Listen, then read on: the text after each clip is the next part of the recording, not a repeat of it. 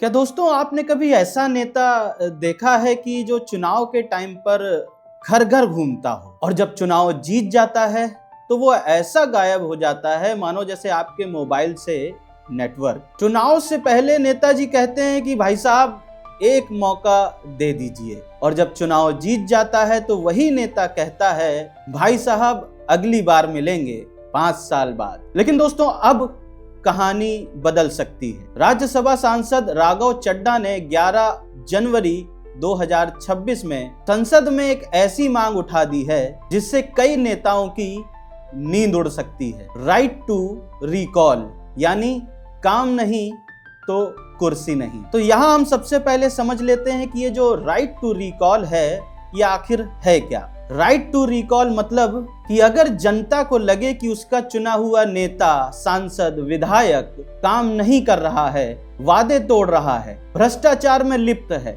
या जनता से कटा घूम रहा है, तो जनता 5 साल का इंतजार नहीं करेगी। बीच कार्यकाल में ही उस नेता को हटाने की प्रक्रिया जो है वो शुरू कर सकती है। मतलब अब नेताजी को सिर्फ चुनाव के समय ही नहीं, हर दिन जनता के सामने रिपोर्ट कार्ड देना पड़ेगा। दोस्तों ये लोकतंत्र की एक जो बीमा पॉलिसी जैसी होती है ना, वैसा कुछ होगा ये। अगर गाड़ी ठीक चले तो बहुत अच्छा है, लेकिन गाड़ी को अगर ड्राइवर ही गलत दिशा में ले जा रहा है तो जनता 5 साल तक क्यों सीट बेल्ट बांध कर बैठी रहेगी चुपचाप। जनता उन नेता को तुरंत सबक सिखा सकेगी, उसके पास एक अधिकार होगा। और यही दोस्तों हमको ये भी डिस्कस करना पड़ेगा कि इस प्रस्ताव में जो सबसे महत्वपूर्ण चीज है वो क्या है। तो पहला उसमें से दोस्तों ये है कि जो 35 से 40% जो वोटर हैं उनके साइन चाहिए होंगे। कोई भी रिकॉल मजाक ना बन जाए, इसीलिए प्रस्ताव है कि जो वोटर हैं,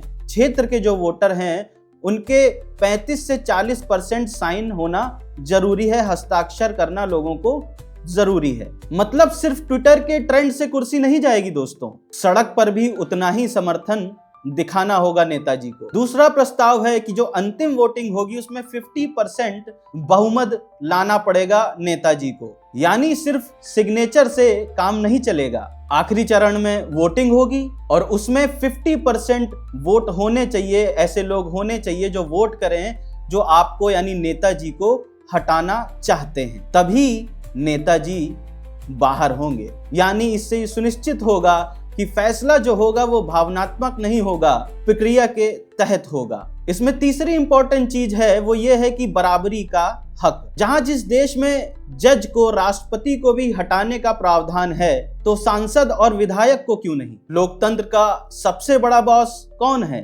जनता है।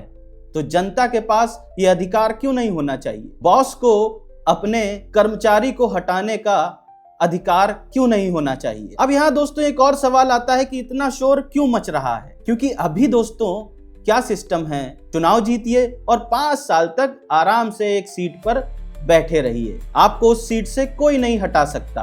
फिर चाहे जनता सड़क में गड्ढों में गाड़ी दौड़ाती रहे, पानी, बिजली, अस्पताल, रोजगार की समस्या झेलती रहे, लेकिन नेताजी की कुर्सी जो है वो दोस्तों सुरक्षित रहती है। और यही राइट टू रिकॉल जो है, ये जो आरामदायक 5 साल होते हैं, इनको चुनौती देता है। यानी अगर ये लागू हो गया तो हर दिन परीक्षा होगी, हर दिन रिपोर्ट कार्ड दिखाना पड़ेगा नेताजी को। और शायद इसीलिए कुछ नेताओं का रंग उड़ा हुआ है, वो सोच रहे हैं कि अगर ये राइट टू रिकॉल आ गया तो हमारा क्या होगा। और दोस्तों जरा सोचिए, अगर ये राइट टू रिकॉल आ गया तो जो चुनाव में नेताजी गायब हो जाते हैं, ऐसी जो प्रजाति होती है उसका होगा क्या? क्या होगा उन नेता का जो उद्घाटन के फीते काटने में एक्सपर्ट हैं? क्या होगा उन नेताओं का जो मुंडन और बारात तेरही में जाने के लिए लालायित रहते हैं? क्या होगा उन नेताओं का जो हर समस्या का जवाब देते हैं? देखिए ये केंद्र का विषय है, या भाई साहब ये तो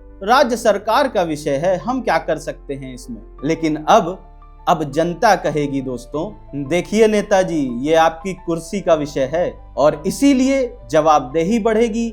हर समय जनता के साथ संपर्क बनाकर रखेंगे इस तरह के नेताजी, जो ये भूल जाते हैं कि जिस जनता ने उनको नेता बनाया है उस जनता की अब सुननी पड़ेगी उनको जो आज तक नहीं सुनते आए। और इससे दोस्तों भ्रष्टाचार पर भी अंकुश लगेगा, क्योंकि जनता के इस रिकॉल की वजह से नेता जो है वो डरा हुआ रहेगा कि अगर हमने सही से काम नहीं किया, जनता को जवाब नहीं दिया, जनता के काम नहीं किए, तो जनता किसी भी समय रिकॉल कर सकती है। इसी के साथ राजनीतिक जो संस्कृति है उसमें भी दोस्तों सुधार होगा।